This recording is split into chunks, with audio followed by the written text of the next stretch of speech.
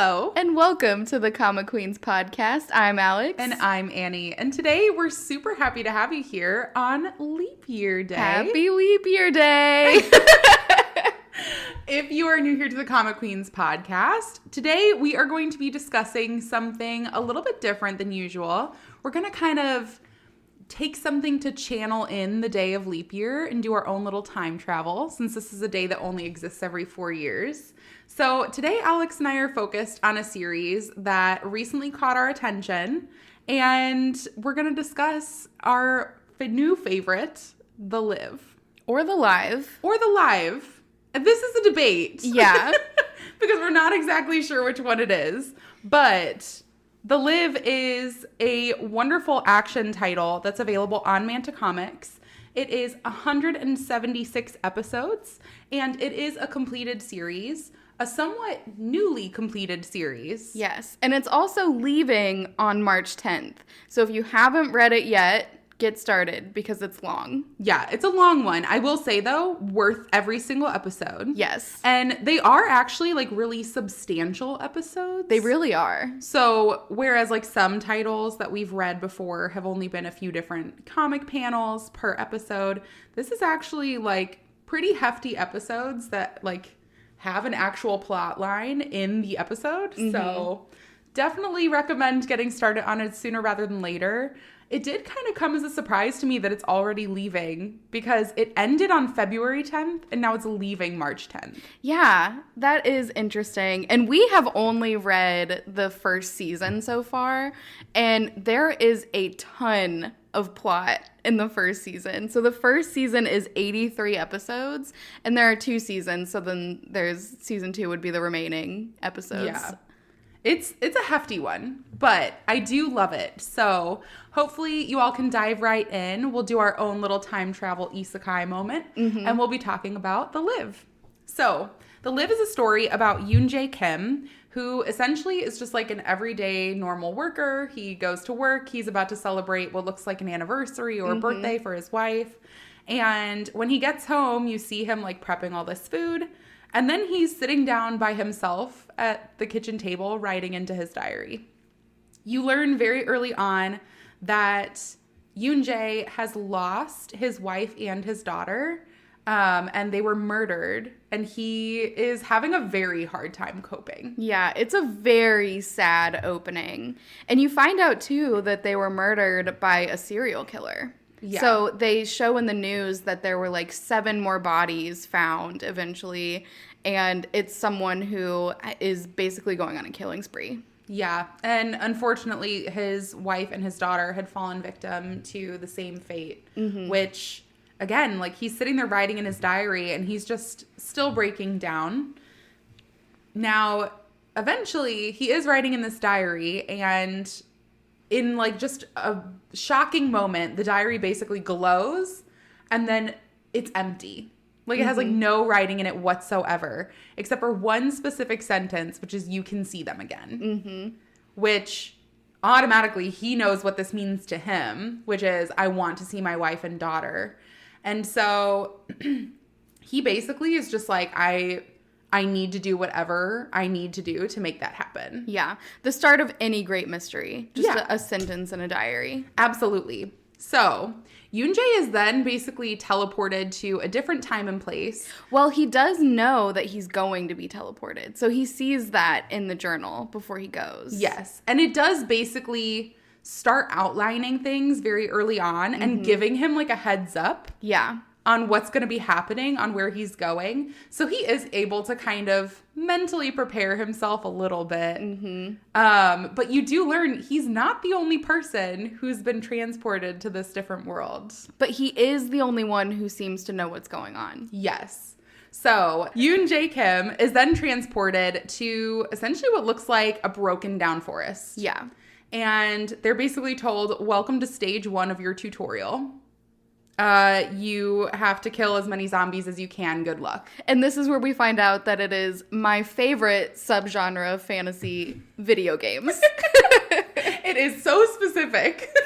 But yes, so in stage 1 of this quote-unquote tutorial that they're all in, basically anybody can live. It's just you have to survive. Yeah. And basically, they get to pick a weapon, any weapon, and just start going after the zombies. And it's interesting because they tell you think of a weapon and that's the weapon that you'll get. Mm-hmm. But he knows from the journal that people who think of a gun end up getting a bow and arrow and not a gun. So he thinks of a sword. Some other people think of swords. But everyone who thought of a gun gets a bow and arrow and is not too happy about it. Yeah, they have no idea what they're doing. Yeah. So, yeah, I mean, again, he has that background information in this world that no one knows anything about. Mm-hmm. And it definitely comes in handy. So Yoon-jae just kind of goes in swinging. He's like, is this what I have to do to see my family again? Then fine, I'll do it.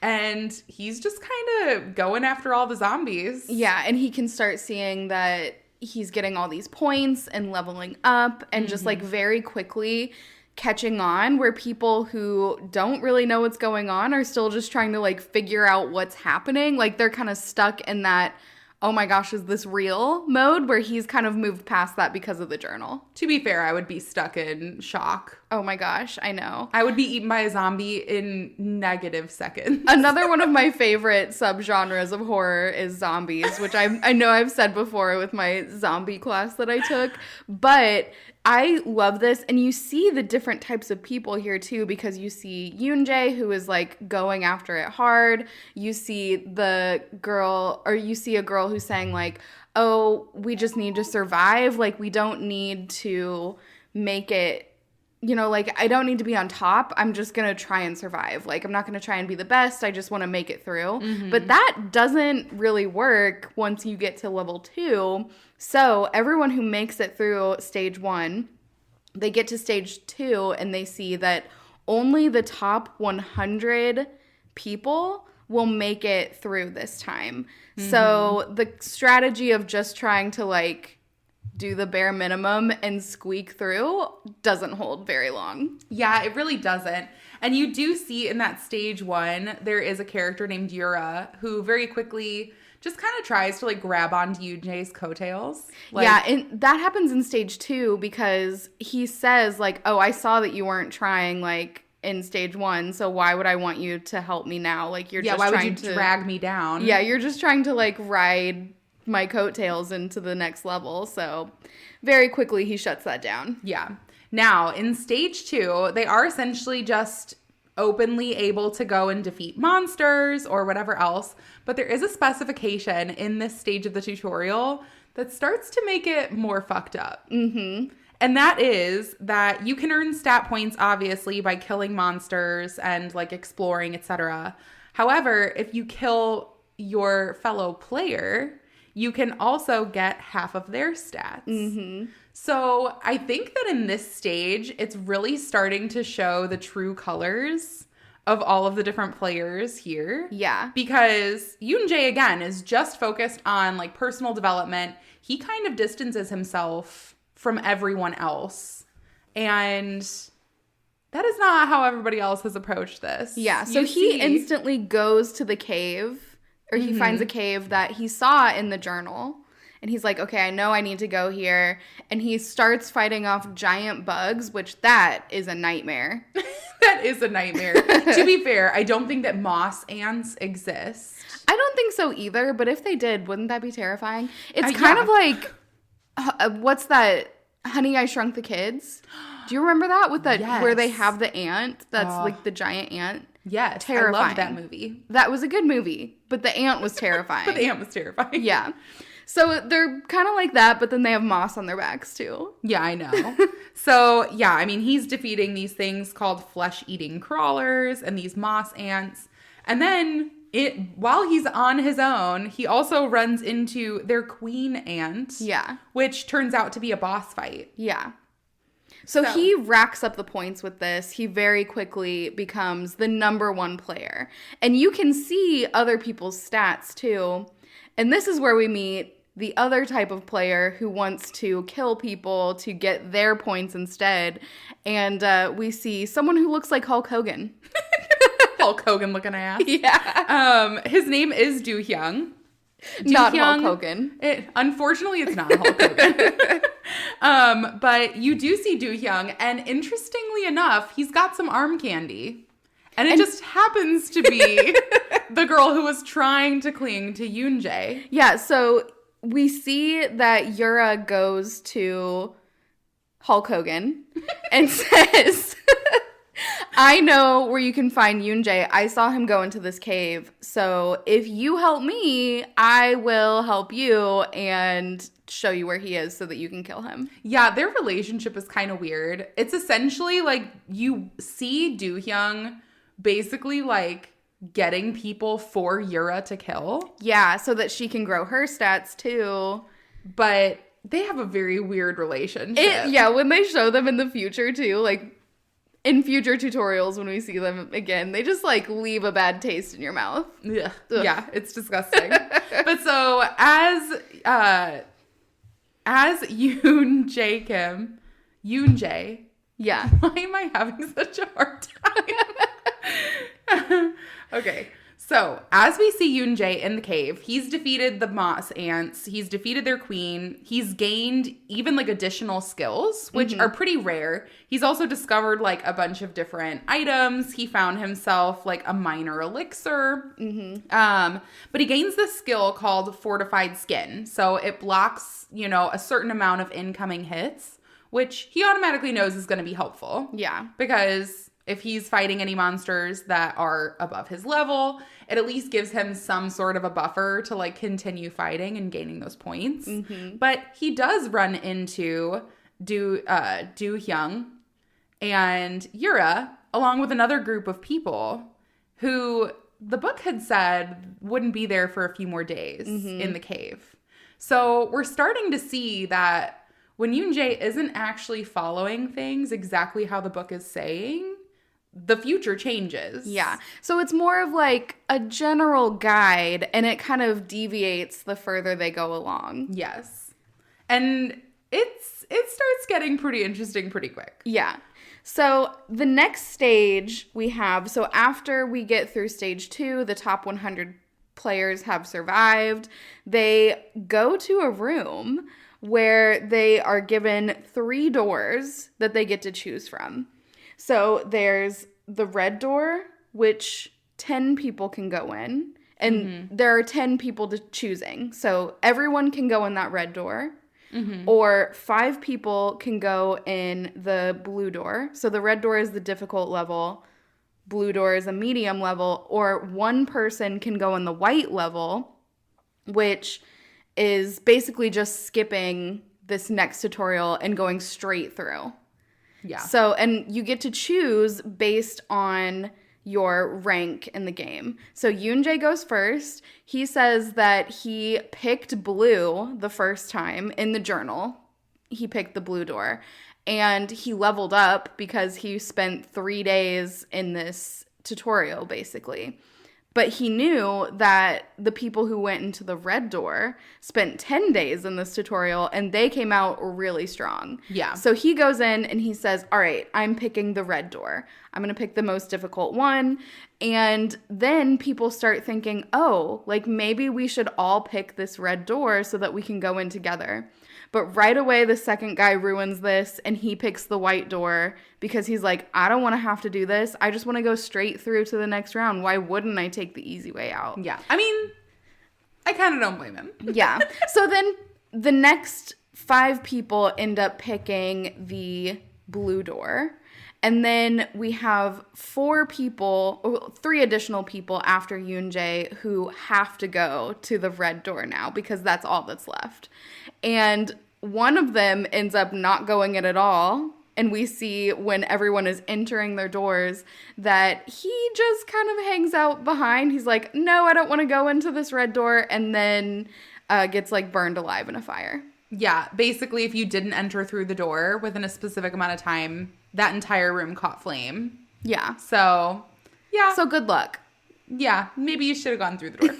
So then we see that Yoonjae goes in. There are only 2 other people with him now because the 4th person decided not to go through any door. It's meant to be a tutorial done by all 10 people, and they only have 3 people. And we see that they have to defend this rock, basically, from hordes of goblins that come and attack the village and try and like destroy the rock twice a day. So they have 20 attacks that they have to survive because it's 10 days, 2 times a day. And we see that if one person always has to stay by the rock. So there's a safe zone around the town, but if you go into the safe zone, if everyone goes into the safe zone, the last person who was out of the safe zone will get brought back to the rock because someone always has to be defending it. And so this is when Yoon-jae is saying, like, I bet you guys are both thinking that I'm just going to go to the safe zone, but, like, we shouldn't do that. We should all fight together to get through this. And as they should. Yeah, as they should. So then we meet the 2 other people. We meet another basically main character who I would say is Yoon-jae's, like, he becomes his BFF after this. And his name is Jeong-yu. And so Jeong-yu, along with another girl, Yoon-ji Kim, they are planning their attack. They see the goblins come right away, and they have this first attack. And after this first attack, Yoon-ji gets injured in the shoulder, and she's like, oh shit, I'm running away because I don't want to deal with this anymore. And so she runs away, and then it's just Yoon-jae and Jeong-yu by themselves for 9 more days, 19 more attacks. Yeah.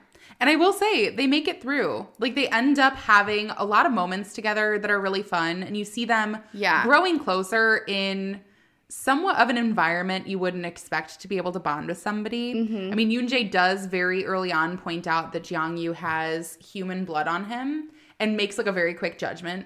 Yeah. And, you know, they end up having that discussion where Jeong-yu's like, I did it out of self-defense. Yeah, I didn't want to kill this guy, but he was attacking me first, so I had to. And, I mean, you have to kind of understand, like, yeah, this has been a really harsh world, and Jeong-yu's just as confused as the rest of them. Like, there's nothing wrong with protecting yourself. We also see that Jeong-yu is the primary caretaker for all of his younger brothers, and he wants to survive the game so that he can make it back to his brothers. I know. And I hope he does too. I know.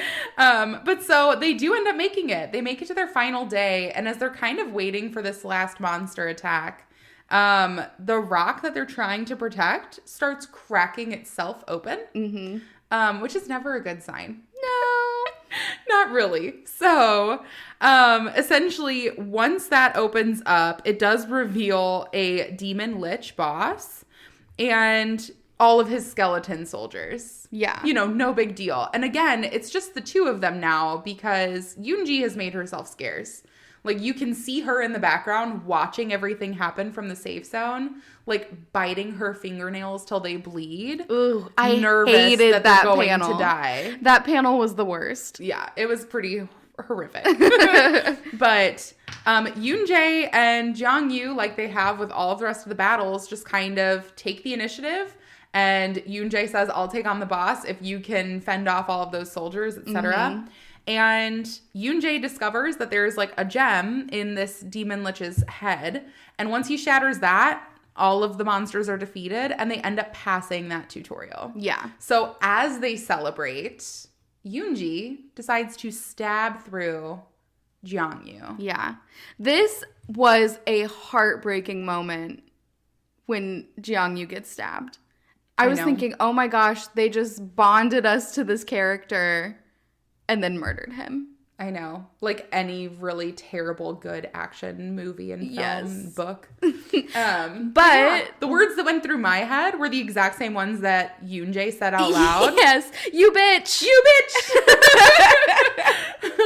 But so anyways, Yoon-jae does end up killing her for doing this. Yeah. And then he uses his minor elixir to basically heal Jeong-yu's wounds. Yeah. And he says, like, I was saving this for myself if I get in any binds in the future, but I'm going to use it on you because we've bonded and we're best friends now. Basically. Not in so many words, but still. It was implied. But so basically he uses that minor elixir and it heals him. And then they just get their bonuses from winning this, which actually gives Yoonjae this shackle called Zahar's Shackle. You do learn that this basically is something that's able to enhance all of his magic skills. So he's supposed to really grow those magic skills in order to use this well. And it does use 20% less magic consumption. So he's able to kind of hold on to more of the magic that he's using. Yep. But he learns very quickly that it drains still really quickly. So he's going to have to train with this item and kind of attune to it in order to make it work for him in the way that it's supposed to. Now, since they've passed this tutorial, they kind of all get to step through the door and they realize that even though all of the time has passed at different time periods, they are all passing through the door at the same time. So the player who had walked through the white door and just kind of got to skate through is walking out at the same time that Yoonjae and Jeongyu are walking through the red door after 10 days. Yeah. And he says, like, what happened? Like, I just got here. How are you guys here too? Because he knows that they're supposed to be there for 10 days. Yeah. And we also see that he has not grown any strength. So he has kind of fucked up. Yeah. You done fucked up. Now, as they walk out of these doors, they are now entering into stage 4 of the tutorials, which is a team points mission. You realize that all of the surviving players have now been separated into 2 different groups, and essentially they're working together for team points because whichever team earns the most amount of team points gets to move on, and the other team gets nothing. Yeah. And we also see that Hulk Hogan and Yura went through a different red door, so it's like groups of 10 got to choose between the different doors. And now they're on the same team. It's also implied that they did go in with more people than they came out with. Yeah. And that after they won, they might have killed them as well. Yeah, I mean, they might have. Who knows? Like, they could have died in there because... They're shitty people anyways. They are. But they could have died in there. Like, it was a hard level. Yeah, it was a hard level, but still, they're covered in some suspicious blood. So, in any case, as they enter this stage 4, very quickly, Yoonjae starts trying to pull everybody together. He's really taking that leadership hat like he has previously. Yeah. And he says, okay, we just really need to work on those team points. Let's like give ourselves an amount that we have to reach of team points per person. And then you can work on your individual points afterwards. Yeah. As much as you want. But let's all work together, earn these team points, and then, you know, we'll be good. And very early on, Hulk Hogan looking ass just kind of laughs at him and he's like, we're just going to work on ourselves. Thank you. Yeah, because so the top 10 people on either team will stay no matter what. Yeah. And he's convinced that there's no point in trying to help everybody else win. Yeah. Because he feels like he has a solid place in moving forward no matter what. But Yoonjae kind of learned from the doors that maybe we need all of these people. Yeah. Like, maybe it would be helpful if we had a whole group of people for what we're moving into next. And it is, to be fair. Yeah. Like, based on his experience. So, it's not a terrible theory. But so, Yoonjae does end up, you know, automatically going with Jeongyu, trying to earn those team points. And they're the only 2 people in this giant group of, I think, 56 people left over. Who end up going to earn team points. Everybody else goes into this forest to like try to defeat all these monsters and get the points for themselves. And basically at the end of the first day, they have like piddly amounts of points and the other team has like skyrocketed. Yeah, they have like 28,000 points on the other team points. Yeah. And then this is when everyone realizes, oh, maybe we should be doing the team points. Except for Hulk Hogan and Yura. Yeah. And very quickly, they're able to somehow convince everyone else that it's not important to participate. Yeah. So at this point, like, there are a few more days of them being able to try to accrue these points together. And Yoonjae's continuing to work towards his points. He's told everybody, I'll put in double the work. Yeah, and they are doing it now. Like, most people are trying to get those points. But then there's a group who is towards the top, and they think, we don't need to do that. We're just going to be the top 10. Yeah. So Yoonjae's continuing to work towards this. Of course, top performer, top marks all the time. And since there is like that one group that isn't helping, they're at odds. Like, they keep kind of running into each other while they're trying to earn these individual points. Mm-hmm. And you can tell that they're not working towards the same goals. It's kind of like in a movie where you see like the two characters roll by each other really slowly in a car and they're mean mugging the whole time. It's like that. Yeah. So very quickly, you know, it's nearing the end and they're still behind as a team because realistically, had they gotten all of those team points, you know, out of the gate, they probably would have been in a better standing. Mm-hmm. But since that other team was working together and his team wasn't, like, they're having to make up that work. And there's a chance they're not going to make it. Yeah. So Yoonjae is trying. He's like, I really want these people to survive. Like, at the end of the day, I know I'm going to make it. I just want to make sure that my team survives because I don't want people to die. And he does recognize while talking to Jeongyu, he goes, actually, like, no matter what, someone's dying. Mm-hmm. Like, this is me condemning the other team if our team loses. But, like, I just want to make sure that I can do what I can for the people I'm with. Mm-hmm. So, and we see that, like, Hulk Hogan and his, like, posse, basically, are saying, like, quit trying to be a savior. You can't save everyone. Just look out for yourself. And he's going against that the whole time. Yeah, which, good for you. Bravo. Yeah, Yoonjae. So, in any case, all of this tension and everything else between the two groups basically comes to a head when Yoonjae and Jeongyu just kind of get sick of it. The group kind of like surrounds him. They're like, I mean, honestly, the only real way we're going to be able to move forward is if these two players don't exist because they have way more points than we do. And again, if you end up taking a player's life, you get half their stats. So everyone just kind of assumes that that's going to be the best way to get away with Yoonjae and Jeongyu not being a part of their tutorial anymore. Mm-hmm. And it backfires very, very badly. Because Yoonjae and Jeongyu have been not only doing the team points and the individual points, but they have found the Golden Goblin. They did find the Golden Goblin. Which looks hysterical, by the way. I know. Oh my gosh. Them chasing the Golden Goblin through the forest for days and days on end. And Jeongyu was like, why are we doing this? But you know what? It paid off. They ended up getting a bunch of coins, which can be used for like in-game food and skills and things like that. Yeah. And so they know it's going to pay off and it'll be worth it. But yeah, like they got like all of these different buffs. They're like riding high on the fact they got all these coins. And not to mention, they are the top two players. Yeah. They have the most points.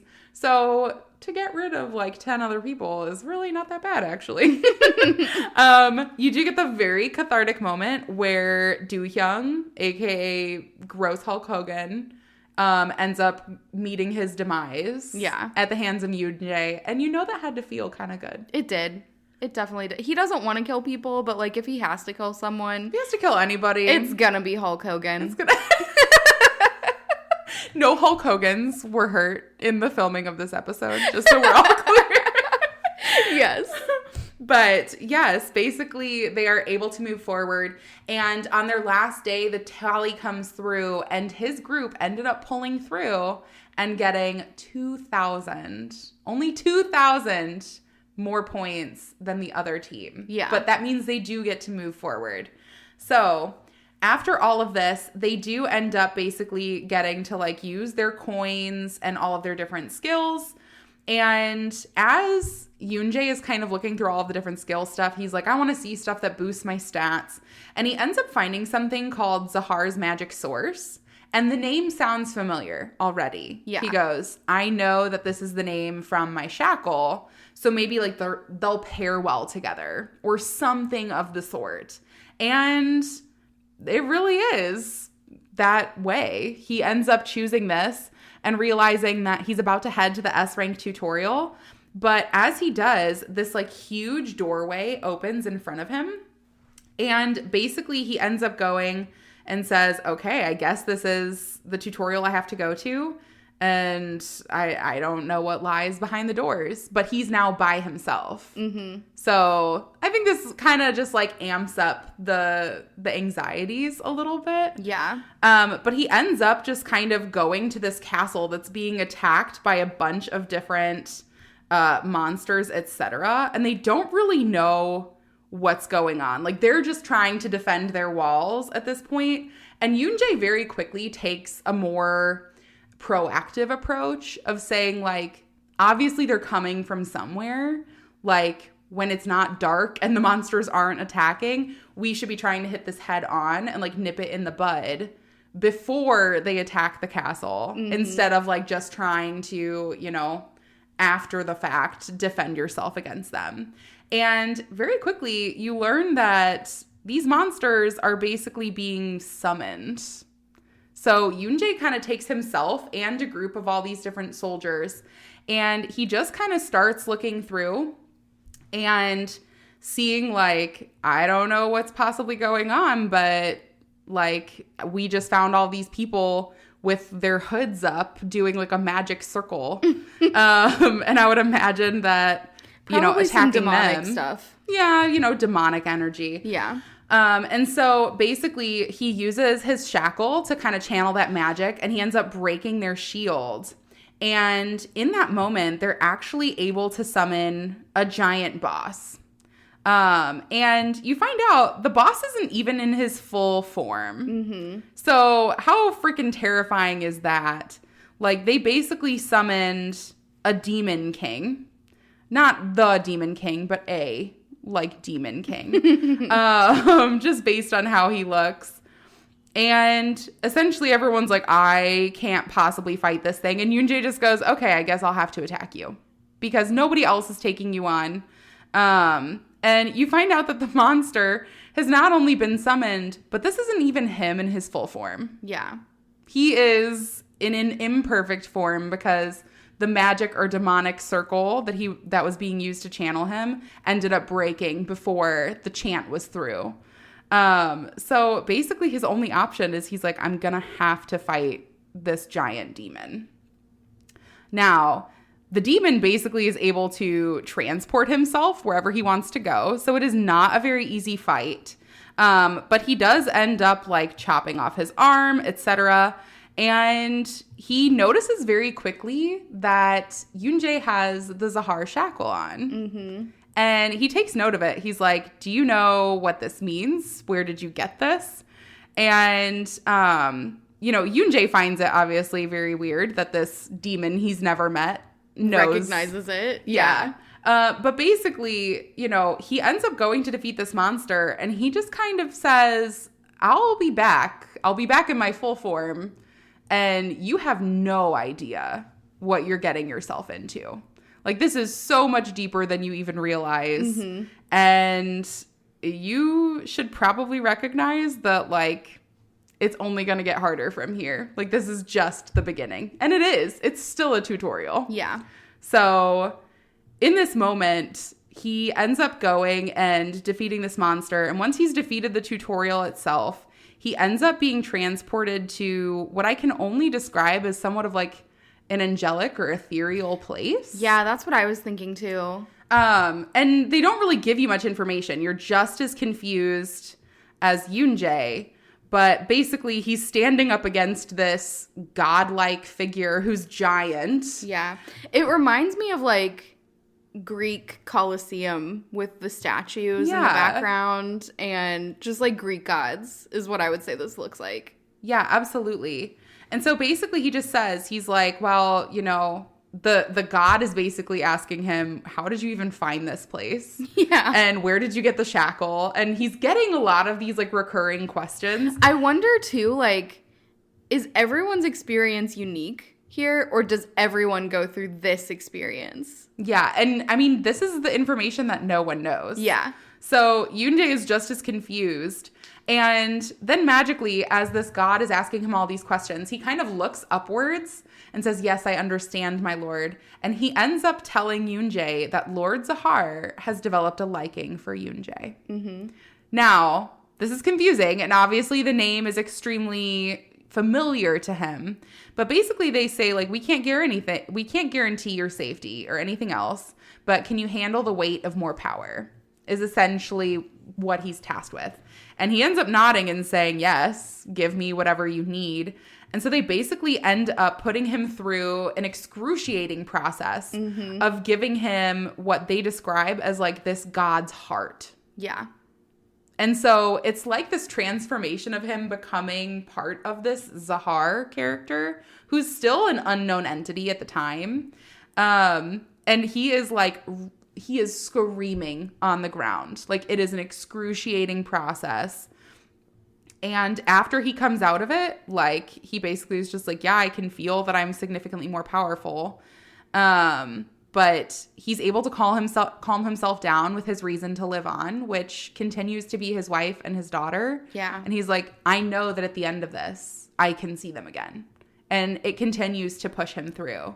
So he ends up getting all of this power, and they basically say, like, okay, we're going to place our faith in you. And then he moves forward. He gets all of these achievement points. He concludes the tutorial, which maybe this is a part of the tutorial. Maybe this wasn't supposed to happen.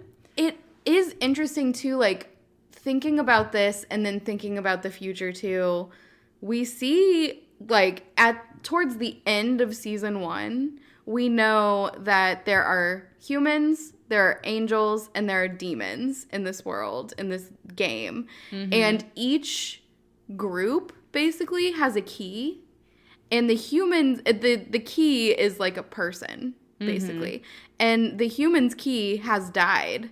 So I wonder if this, like, infusion of Zahar's heart into him is what made him the key, because the humans have determined that he is the key. Yeah, I'm curious what the requirements are for you to be considered the key. Yeah, I'm just guessing, like, it has to go back to this. Yeah. He did so well in the tutorial. But then, too, like, did he go back and give himself the journal? That'd be so wild. It's like one of those time loops where it's the thing that happens is dependent on something in the future. So it's like which came first, the chicken or the egg? Both. The chicken and the egg existed together. They just didn't know it. But yeah, I mean, it is super interesting. But as the tutorial concludes, as he gains all of his different achievement points, etc., he's basically transported to what looks like a somewhat normal village. Yeah. And they're greeted by a somewhat abrasive man named Walker Elbin, who, if we're going to be completely honest, daddy energy right off the bat. Not where I thought you were going with that. Where did you think I was going? I don't know. Not there. He's got like the nice little suave scar on his face. Oh my gosh. And he's basically kind of trying to like sober people up about the real world. Basically, they get to stay in this village with them for like 10 days while they kind of like find their way, get to know like the world that they've been transported to, etc. And Walker Elbin has been here 7 years. So it becomes very obvious now to everybody who's been going through the tutorial that all of these people who have been getting transported here, they've been getting transported in large numbers. And this has been happening for a really long time, which is not something they really knew. Yeah, Walker is not even the oldest one who has been here. Like, there are people who have been here for decades. Yeah. And so now poses all of the questions, like, why has no one on Earth noticed all of these people disappearing? And basically, they're, like, just trying to answer all their questions. They're like, don't go wandering around. You have 10 days to basically make your mark, get used to the lay of the land, but like we're going to help you as best we can. And all of the people who've just gotten done with the tutorial, they're probably tired, hungry, cranky, confused. And so, the tension is pretty high. They're talking about how there's a shield around the village to protect them, and that's why this is kind of like the beginner village. And basically he's just like, it's going to prevent dangerous things from coming here, and it's going to prevent you from going to dangerous areas for a while. But basically, don't attempt to fight anybody because anybody who's already here can kill them all. Yeah, pretty much. So it's interesting too. Like, this is when even Yoon-jae, who is such a strong character in the tutorial, like, is leagues behind the people who have been here for years and years. And so he's really starting to see, like, oh, I need to figure out what I'm going to do next. Like, if I want to see my family again and I'm going to win, I have to get stronger. Yeah.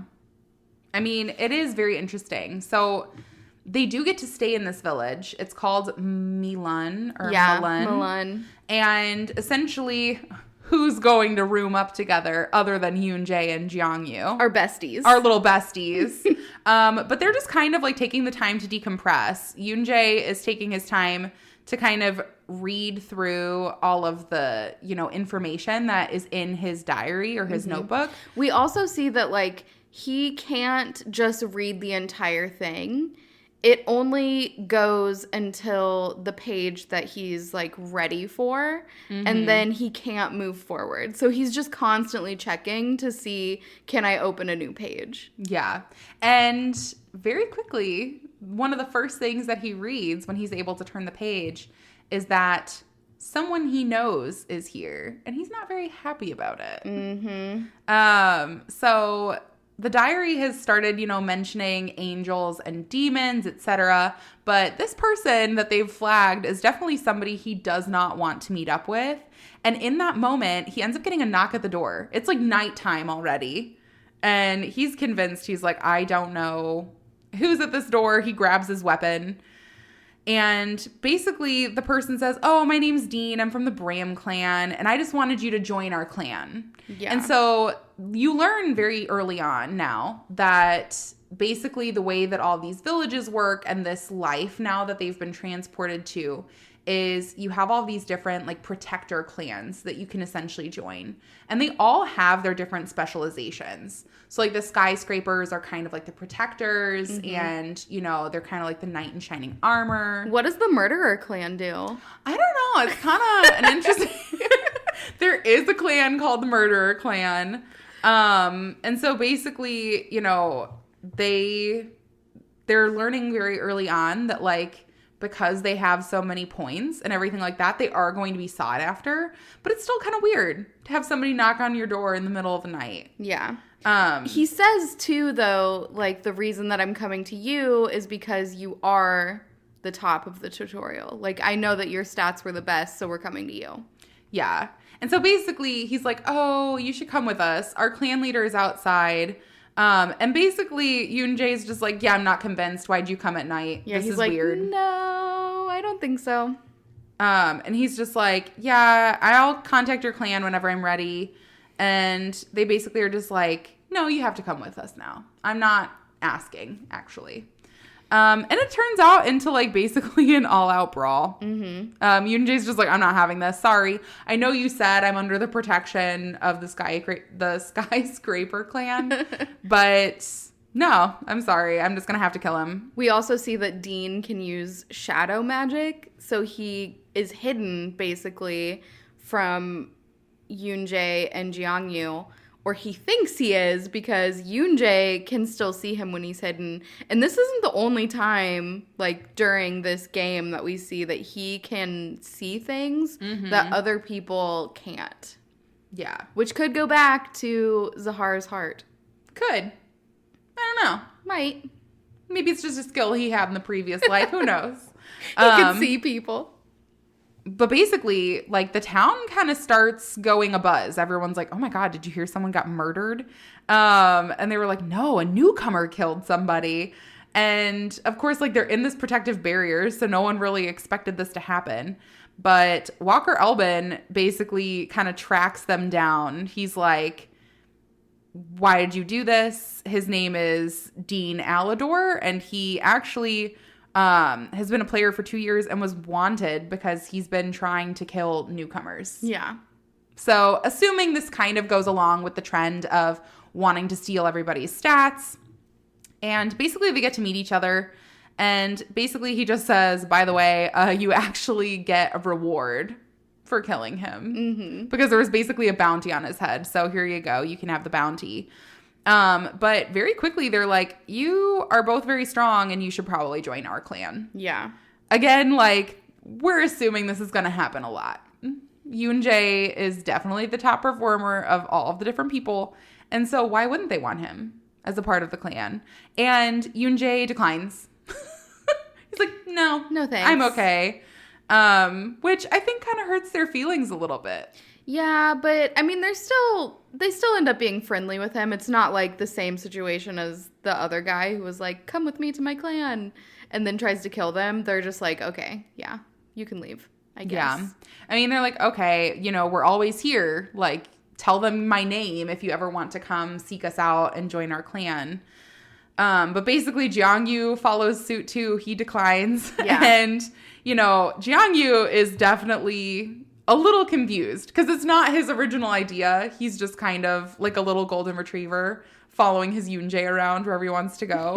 And Yoon-jae makes it very clear. He's like, no, we don't want to join a clan right now. Like, we don't know what the world has to offer. He doesn't want to join the clan, but he gives Jiangyu, he says, like, Jiangyu can make his own decision. And Jiangyu says, like, no, I'm going to go with Yoon-jae. I don't feel like I deserve this because I'm not the one who even killed that guy. Like, Yoon-jae's the one who did that. Yeah. So, I mean, in any case, they were both invited. They both, of their own volition, said no. And you do learn that Yoon-jae is just kind of trying to find out, like, the lay of the land. He's like, I'm going to explore and do my own stuff. And he has the journal, and he knows that he wants to go find this great wizard, which is the next thing that he does. Yeah. So out in the town fountain, you do see he's called Mr. Abram. And he's just kind of standing out there. And as soon as they approach him, he's like, if you want a portal ride, you're going to have to get in line. It's 50 coins. 50 coins. Which 50 coins, they got 30 for the bounty. So 50 coins seems like a lot. Yeah. And to be honest, Mr. Abram notices the shackle pretty early on. Yeah, he does. So basically, they've offered to help him find his long-lost laboratory. And he just says that there's an oath that had bound him to basically this town that he doesn't really want to be a part of. And he's like, I can't remember. He has no memory. Yeah, he's like, I can't remember where my laboratory was. And he's old. It's kind of believable that he wouldn't remember where this laboratory was. But then he just kind of tells them, he's like, yeah, you can help me find it. But if you try to conspire against me, I'll make sure you suffer. So then we see they end up finding it. It's like, again, another cave that they have to go into and find this. They go in, they're searching around, they find all these potions, they take the potions and drink them. They find this guy who's like basically in this tank, and it's just like a body in a tank, and they see him blinking, but they leave him there. And then they go back and they tell Abram, we found your lab. Yeah. Here you go. Now, this is great, except for the fact that you find out that there was a reason that Abram wasn't supposed to find his laboratory. It's because he's evil. He's an evil great wizard. He's not so great, actually. Yeah. And so essentially, the Skyscraper clan end up going to help Yoon-jae and Jiangyu because they're kind of trying to fix the mess that is going to become Abram getting his powers back. Yeah. And it turns out that when Abram finds his laboratory again, that body is now Abram's new body. He has found a way to transport himself into a younger vessel of sorts. And he uses this body to really fight the crap out of them. He has obviously very powerful magic. Yeah. He's very strong and well trained. But fortunately, while they were there exploring, Yoon-jae drank one of his potions, which ended up making him quite a bit stronger.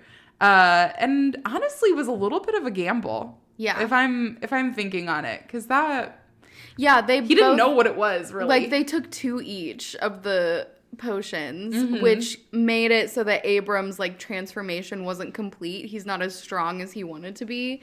But then we also see, like, the Skyscraper clan, they're not mad that this is happening right now because they find out that Abram had this planned, like, for a very long time. Like, this was going to happen no matter what. So even though it's kind of Yoonjae and Jiangyu's fault for showing him where the lab was again, like, it was still going to happen at some point. So they just kind of brought this event forward. Yeah. I will say, like, in helping Abram, they did end up getting some magical items, which end up ironically helping them in the fight against Abram himself. So I know, like, Yoonjae ends up getting this ring that ends up absorbing magic. Yeah. So obviously, if Abram is fighting him with magic, it's going to be very helpful to be able to absorb all of that shock. It kind of feels like a side quest. Yeah, kind of. So it's kind of nice. Like, they're finding their way in this world. It's a weird way. Yeah. But they are finding their way here. And so essentially they fight off Abram and all of these chimeras, or these monsters that he's basically brought to life with these, like, gemstones, essentially. And as they bring him back and defeat him, the Skyscraper clan is still just kind of like, these people are way more powerful than newcomers. Like, they're able to see them in action. They were like, wow, I don't really know how this happened. And they haven't made mention of these keys yet, but you do see them kind of getting suspicious. They're like, how did they get so strong in such a short amount of time? Because we've been doing this, 7 years, and we haven't seen people come out this strong yet. And again, like, they don't want to join that Skyscraper clan. They end up seeking out, interestingly enough, a different clan. The Murderer clan. Doesn't sound really fitting for Yoonjae. I'm not going to lie. Yeah. I mean... But it's interesting because they get... So to join the Murderer clan, what you have to do is you basically get another character that you have to kill. And another character gets you as, like, a potential target too, and it's basically just like kill or be killed. And the guy that Yoonjae gets is the guy that he knows in the game, the guy that murdered his wife and daughter. So he's like, serendipitous moment, I get to kill you. He's like, oh my god, like, easy peasy. Yeah. I've wanted to do this for forever. He kills the guy. He ends up killing the guy who killed his family, basically. And that's, like, a heartbreaking moment. Yeah. It's so sad to hear the serial killer talking about killing his wife and his daughter. And it's, like, cathartic for Yoonjae, though, because he does get to, like, kill him in revenge. And we see that Jianyu also kills his target. So they both succeed in this and, like, go and take the heads of the people who they killed to the leaders of the Murderer clan, and they get these demon seeds. So this is, like, where we're starting to get more of those angels and demon features in it. And so they see that these demon seeds, you're supposed to eat them, and that's, like, you joining the Murder clan. Now, in the future, we find out that there are side effects for eating these demon seeds, but they don't eat the demon seeds. They, like, do the age-old trick of putting it under their tongue and just pretending to eat them. And then they go away and they take these demon seeds back to the Skyscraper clan and say, like, here's what's going on. But they only take one back because Yoonjae's demon seed gets absorbed into his shackle that he has, the Sahar shackle. And he's now able to use, like, magic, but also demonic energy, essentially. So basically, like, he's becoming our dark villain hero. I know. He's just really kind of got all of it going for him. I love it. Which is pretty neat. So they go through this, they go back, they take the demon seed back, and then the Skyscraper clan is like, oh, this is where they're getting their energy from. But we also see that, like, the demon seeds basically eat you from the inside out, and you become demons after eating this. Which, I mean, it kind of makes sense. Yeah, and, like, we find out that there are the demon seed trees, which that is, again, another, like, super creepy imagery thing that I don't really want to think about too much. It is honestly really creepy. And I will say, like, they find this demon tree and cut it down. And let me tell you. They cut it down, but don't worry because there's a whole demon tree forest in a castle that they go to later on. There is so many different plot points. Like, honestly, we could probably spend 10 hours just talking about season 1. We won't, I promise you. I mean, yeah. You don't have to listen to Alex and I that long. We might. We won't put you through that. It's such a good story. It's just like progressing. It reminds me a little bit of I Was the Final Boss, just in that it has these kind of like mini stories throughout. Like they're fighting different people.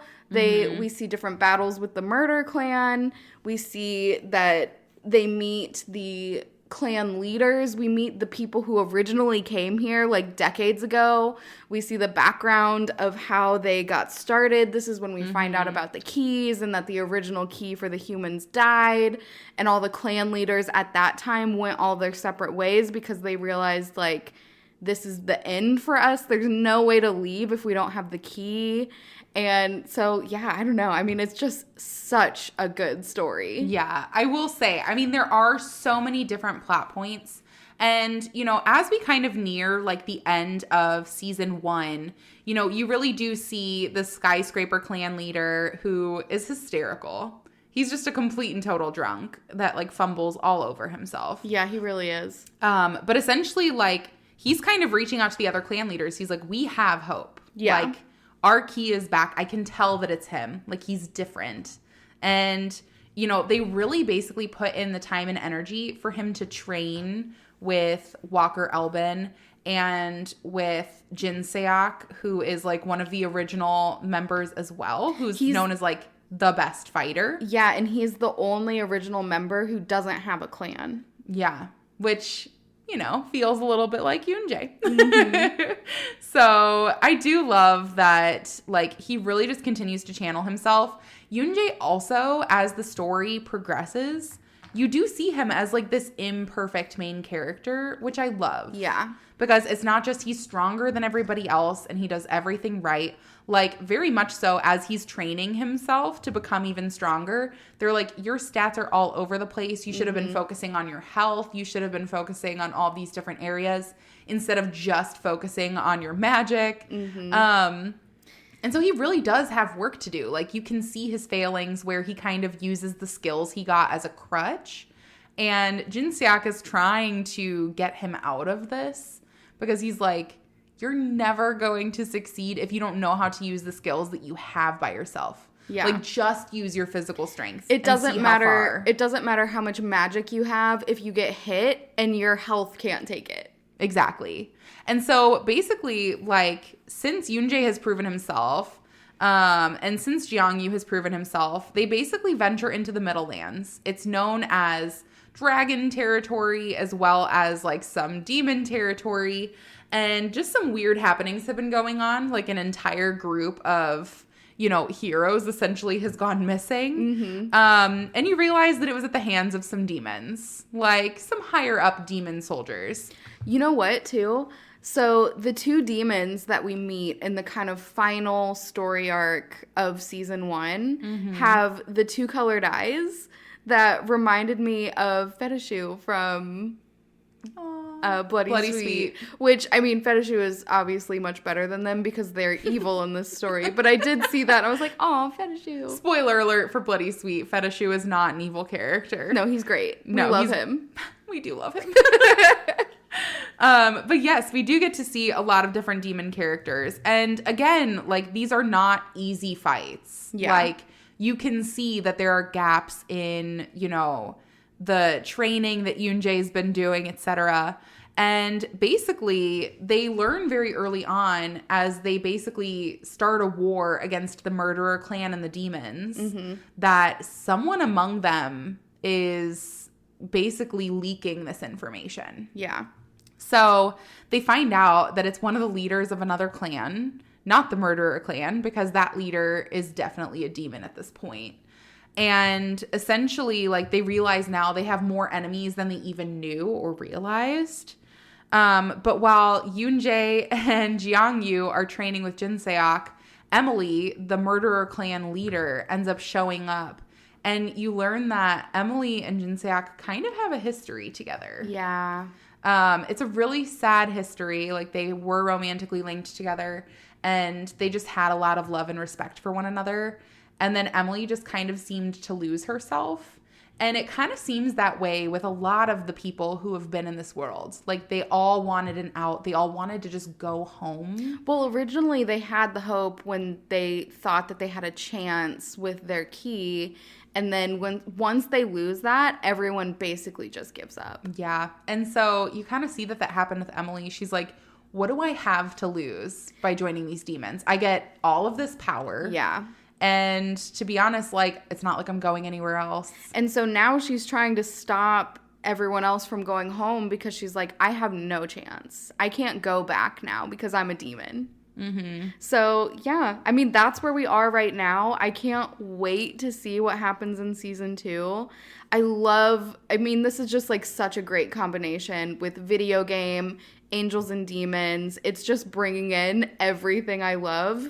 So I can't wait to see what happens. It really is so great. You do get a lot of depth with all of the different characters. And I will say, it's a lot of information just in the first 83 episodes. Yeah. Again, there's only about 10 more days to be reading this on Manta Comics. So we better get started. We really better get moving. And I will say, I have not found this anywhere else. So I highly recommend. The story is definitely one of a kind. Yeah. And, if you're really just wanting that underdog hero in a story, I definitely think this one's for you. Yeah. So thank you so much for traveling through on Leap Day with us to discover this new world. And we hope that you enjoyed this synopsis. Go ahead and join us in reading season 2 of The Live. And let us know if you think it's The Live or The Live. Because and why? I am curious. And I think there are some solid reasonings for both. But thank you so much for joining us on the Comic Queens podcast. And looking forward to talking to you on the next one. Goodbye. Goodbye.